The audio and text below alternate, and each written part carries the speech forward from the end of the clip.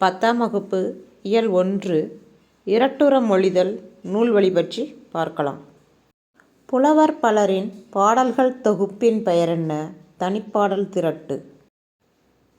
முத்தமிழ் துய்ப்பதால் என்னும் பாடலை படைத்தவர் யார்? சந்தக் கவிமணி என குறிப்பிடப்படும் தமிழழகனார். தமிழழகனாரின் இயற்பெயர் என்ன? சண்முகசுந்தரம். இலக்கணப் புலமையும் இளம் வயதில் செய்யுள் இயற்றும் ஆற்றலும் பெற்றவர் யார்? தமிழழகனார். தமிழழகனார் எத்தனை சிற்றிலக்கிய நூல்களை படைத்துள்ளார்? 12. இரட்டுற மொழிதல் என்றால் என்ன?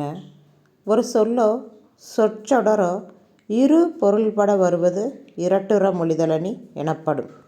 இரட்டுற மொழிதலை எவ்வாறு அழைப்பர்? சிலேடை. சிலேடை எங்கெங்கு பயன்படுத்தப்படுகிறது? செய்யுள், உரைநடை, மேடைப்பேச்சு. சொல்லும் பொருளும் துய்ப்பது, கற்பது, தருதல், மேவலால், பொருந்துதலால், பெறுதலால். முத்தமிழ் இயல் இசை நாடகம். முச்சங்கு, வெண்சங்கு, சலஞ்சலம், பாஞ்சசன்யம். அடடே, காலையிலேயே மாலையும் வந்துவிட்டதே என்ற சிலேடைச் சிறப்பை கூறியவர் கி. வ. ஜகந்நாதன். அன்று கச்சேரியில் அவருடைய காதிலும் கம்மல், குரலிலும் கம்மல் என்ற சிலேடைச் சிறப்பை கூறியவர் யார்? இசை விமரிசகர் சுப்புடு. இவர் பல்துறை வித்தகர் என்ற சிலேடைச் சிறப்பை கூறியவர் யார்?